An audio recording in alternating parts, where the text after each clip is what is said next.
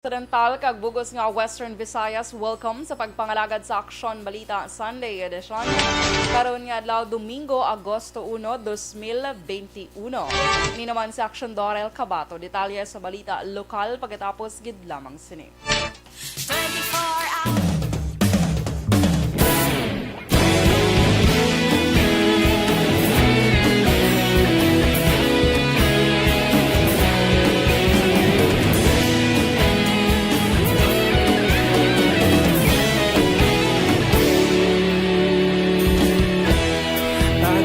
Banwa, mabugnaw nga hangin nagadapyan na ikaw nang ginapamati ang amon ginasandigan.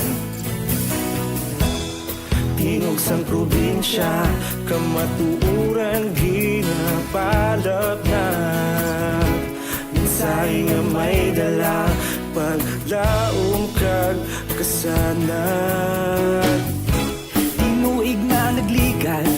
Ikaw gihapon ang ako nga istasyon sa pagbudlak sang adlaw sa pagtuhaw sang biton. Mga balita nga dala inspirasyon, aksyon radyo bakolod man sa gihapon. Padayon aksyon radyo bakolod sa luto sa imo. Padayon aksyon radyo, salamat sa pagserbisyo. Patas kag balanse, matuod nga mensahe, wala sang hinadampingan. Padayon Aksyon Radyo.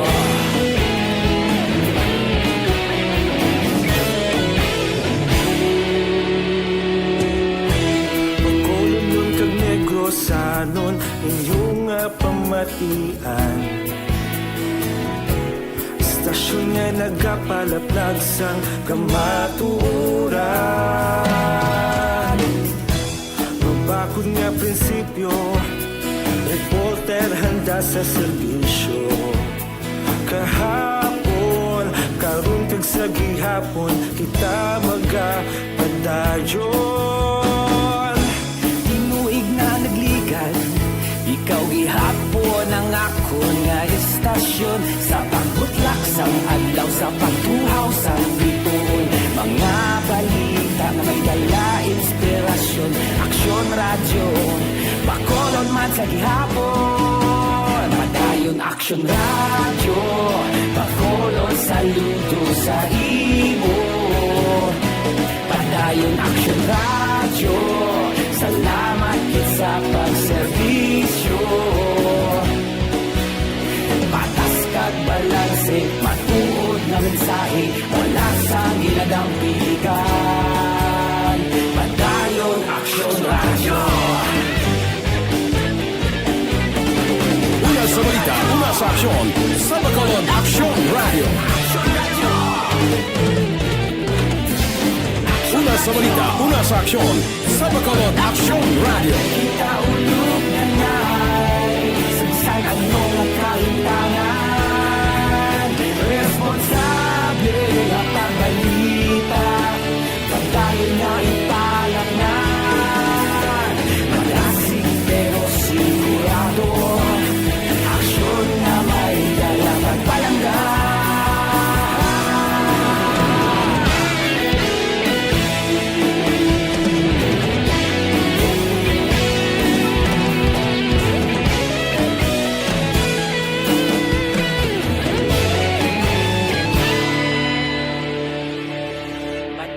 Aksyon radyo, bakolod saludo sa imo.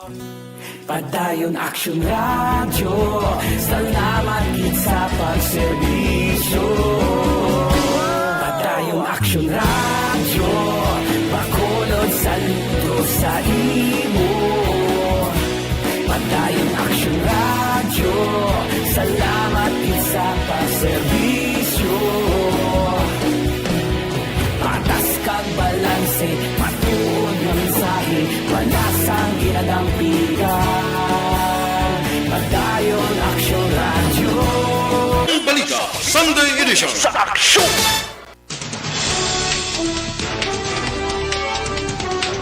Alas 6:09 Action Radio Philippine Standard Time. Pabalik sa Action Balita Sunday Edition. Detalye sa balita lokal.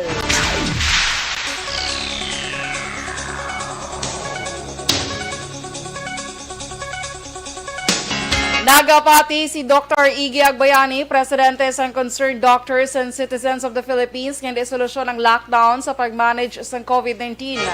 Una sa ginihemplo ni Agbayani ang mga pagsira sa mga lugar nga may madamo nga kaso sa COVID-19 kag mga lugar nga madamo sa senior citizens. Dugang pa ni Agbayani lain ang pagtan-aw sa ilang grupo sa pag-manage sa COVID-19. Sunod kay Agbayani, dapat lang mag-focus sa mga health experts agud makontrol ang virus. Ginpayag man ni Agbayani ang Delta variant o ng India variant ang makalalaton pero di tanan nga makalalaton makamamatay.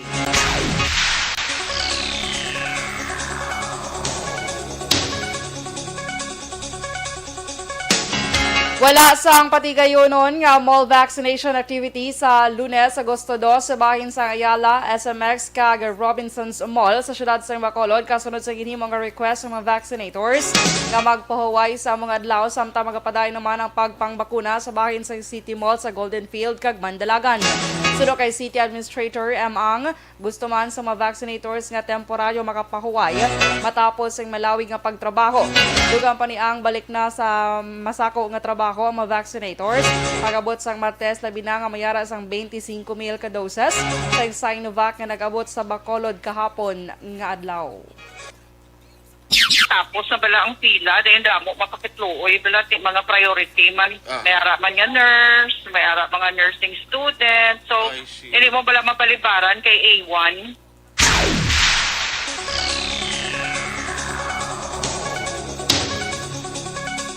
Gen kalipay ni San Carlos City Mayor Renato Gustilo ang kooperasyon sang pumuluyo sa nagapaday nga pagpangbakuna. Suro kay Gustilo, nagdamo ang gusto nga magpabakuna sa di nagdagat na sa masobra 8,000 ang nabakunahan.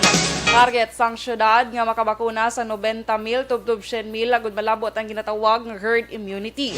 Sa Nibaluan ang syudad sa San Carlos may masobra 130,000 ang populasyon. May harap pa man sa medyo kulbaan pero damo-damo nakita namon na gusto natin magpa-vaccinate. So this is a good indication sa drive sa local government sa ganatong na sikat nga magpa-vaccinate agad.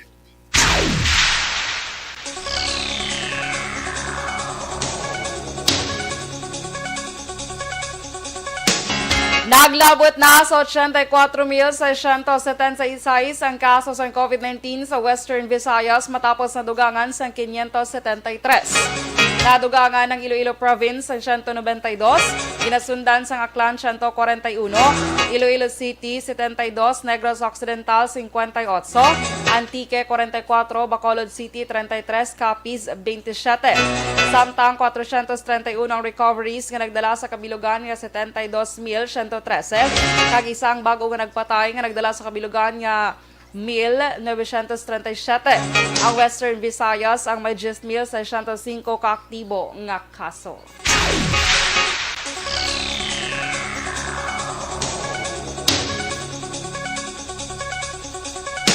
Nagapadayon ang proyekto sang provincial government sa pihak sang pandemya. Una rin nag-turnover naman sa kagamitan sa panguma si Governor Eugenio Jose Lacson. Naglabot sa 3,920,000 pesos sa traktura, rice planter, kag harvester ang ginhatag sa Kalumangan Integrated Farmers and Farm Workers Association sa Barangay Kalumangan, syudad sang Bago. Mga benepisyo sa mga kagamitan ang 200 ka mga mangunguma.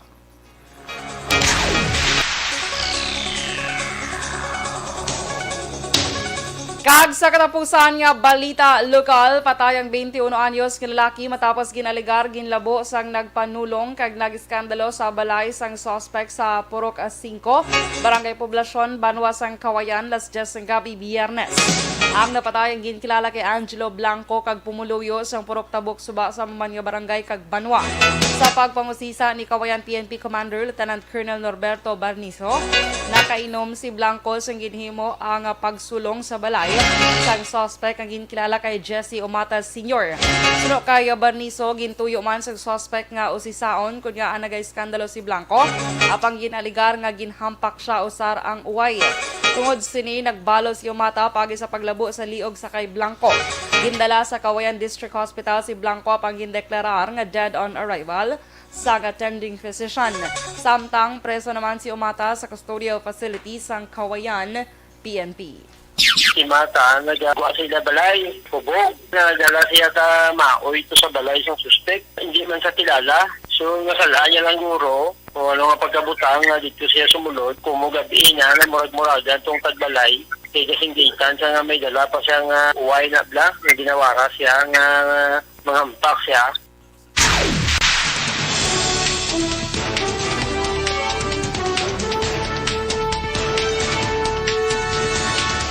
Sa mga balita national, mandatory COVID-19 vaccination sa Pilipinas, suportado ng infectious and tropical medicine expert Dr. Solante.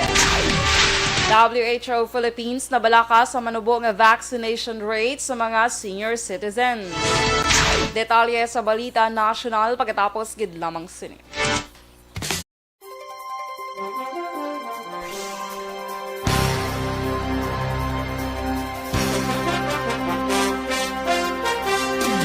Alright, good morning mga ka-aksyon. Happy Sunday! August 1. Wow, another month na naman mga ka-aksyon. And lapit na ang Burr month. Burr month, sige dyan makapa, ano sa atin yun, no? Makapa, kumbaga sa Tagalog, nagpapasigla. Charot. So, good morning kids! Nagaupod sa akong subong nga aga. Dili lang kayo medyo malawig na. Alright. Good morning kay Leisure Tad-i. Good morning sa imo, ma'am. Kay Dongol Kagid, Abongga. Good morning. Kay Bon Ignacio. Maninoy Michael June P. Season, good morning. Happy Sunday to all. Kay sa tarang members ng Energy Fans Club from PB, Purok Brotherhood, Barangay Sumag. Okay. J. Ray Ison Aguilos, good morning, man. Kay Ruby Labra Obeso, good morning. Sir Awin Torres, mayong aga sa imo, day na magbato malabago. Kaya Kano Oreta, good morning man and blessed Sunday. At Yaki Meriman, good morning. Kaya Tano Gisok, good morning sa imo. Kay yes. Mayong aga man kay kumparing Bia Jonathan. Of course, ginagreet niya sila ni Ma'am Van. And Miss Jinky Dialagdon. Raymond Legaspi Pineda, good morning. Dali lang good mga ka-action na. Si kumparing Bia Jonathan may ginsend siya sa ako, no? Bongga. Sige, thank you good pre ha. Sa imo ginsend. Anyway, dalang nga gawon taring iban. Alex Montesa, good morning sa imo. Ginagreet niya of course sila ni Ma'am Van, Miss Jinky, and tanan nga members sang Energy Fans Club. Sally Auke de Sousa, good morning dira sa may Sound Village. Happy Sunday. Kay Christine Minyes Villalobos, good morning Tintin. Wala pa ko ka pa DSB. Dason na see you soon. Kay Miss Jinky Dialagdon, gina-greet niya sila ni Ma'am Van. And Sir Noel Amor, tanang yung members ng Energy Fans Club. Yes. Kay Lito Dayak, good morning man. Kay Alvecino Tenorio, dra sa may Sara, Iloilo. Greet ko lang, family Tenorio kag Vicino sa barangay. Okay, barangay Pandan, Pontevedra. Kay Iron Karambunay Senior, good morning. Kay Nanay Monet, nagapamati man. Toto Balolot, good morning. Cory Vidaha, Ricky Cortez. Okay, so sige. Stand by for Balita National.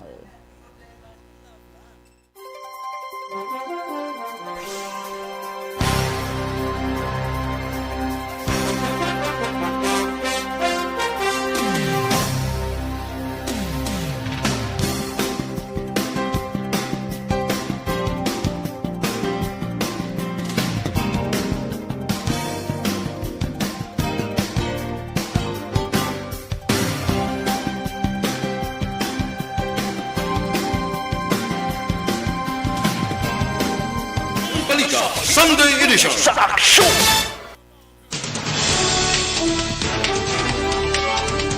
Last size, this in Web Action Radio, Philippine Standard Time. Pabalik sa Action Balita Sunday Edition. Detalye sa Balita National.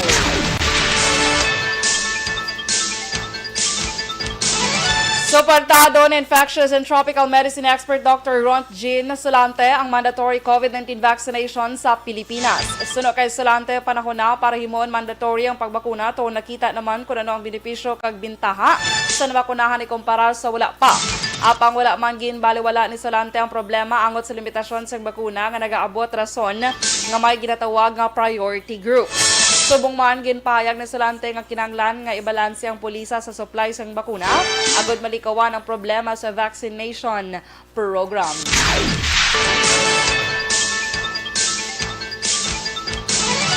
Naalarma sa karon ang World Health Organization ug WHO Philippines angot sa manubo nga COVID-19 vaccination rate sa mga senior citizens sa pila ka local government units sa piya ka pamahog sa Delta variant. Suno kay WHO representative to the Philippine Dr. Rabindra Abiyasinghe, ang mahinay nga rollout sa nga bakuna sa mga senior citizens may epekto sa mga hospital bangod nagasulubra mga pasyente bangod sa madamo nga kaso sa COVID-19 sa nasambit nga grupo sa mga individual subong man ang posible pagsaka sa kadamuon sa nagkalamatay. Sa record, naka-administer sa bakuna ang Pilipinas sa masobra 17 milyones ka doses.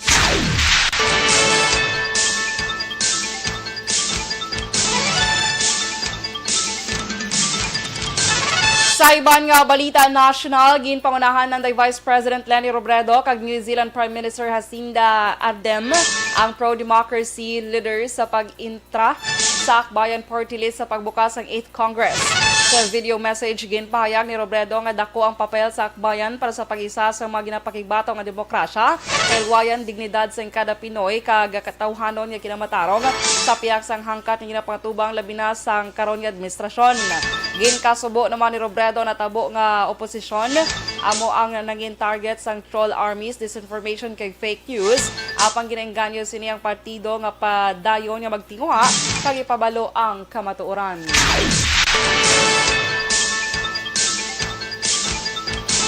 Kag sa katapusan nga balita national, ginpahayag ni Agrarian Reform Secretary John Castreciones nga napanagtag na sa mga manghuma ang 229,000 hektarya sang duta sa idalom sang programa sang gobyerno. Suno kay Castreciones, kalakip sa napanagtag among newly acquired lands, redocumented lands o collected certificate of land ownership awards o kon CLOAS kag duta nga gin-turned over sa land bank. Dugang pa ni Castreciones, may panagtag pa sa karon nga 1.3 milyones ka hektarya sang duta sang collective CLOAS sa idalom sang support to parcelization of lands for individual titling o kon split project. Last size, 23 Action Radio, Philippine Standard Time. Detalye sa Balita International kag Sports pagkatapos gid lamang sini. Once upon a time, ay nanay. Naglabas ang...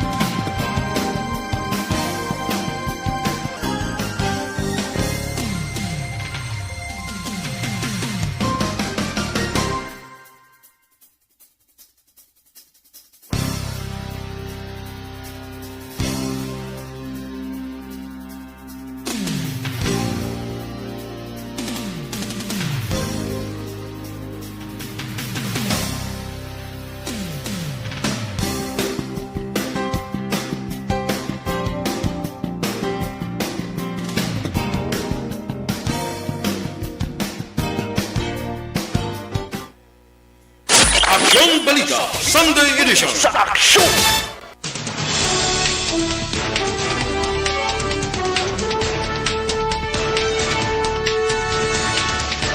Last size, 24 Action Radio, Philippine Standard Time. Pabalik sa Action Balita Sunday Edition. Detalye sa Balita International.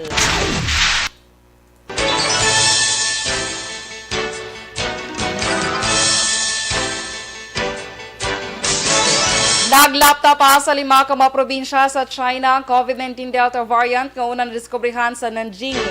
Naglabot na sa mas sobra 200 ka mga tao na tapikan sa virus nga unang nakitaan sa Hulyo 20 sa Nanjing Airport.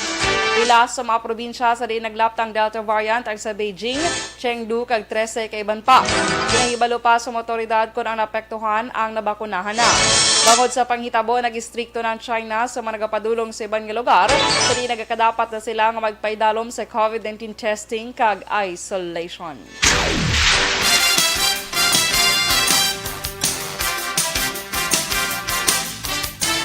Kag sa ato naman nga sports balita, mahimo nga makuha na sang Pilipinas sa ikaduha nga bulawan nga medalya sa nagapadan nga Tokyo Olympics. Ini matapos nga nakuha sang Pinay boxer nga si Nesty Petiscio ang kadalagan batog sa tilawas sang Italy nga si Irma Testa via split decision. Nakuha ni Petiscio ang score nga 4-1 sa semifinals sa Women's Featherweight Division sa 2020 Tokyo Olympics Boxing Tournament sa Kokugikan Arena. Masunod nga makonta ni Petiscio para sa gold medal match amo ang magadaog sa hampang nanday Sena Eres ng Japan kag Caris ating Sal sa Great Britain.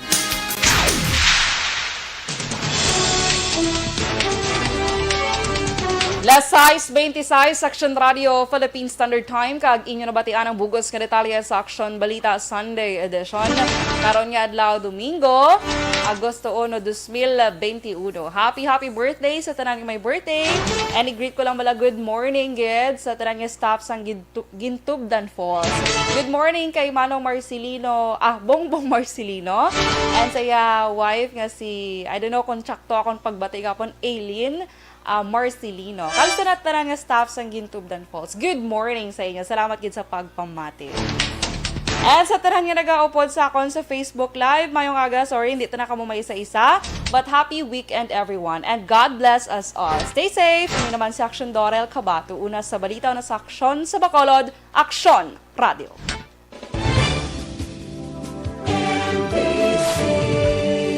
Manila Broadcasting Company.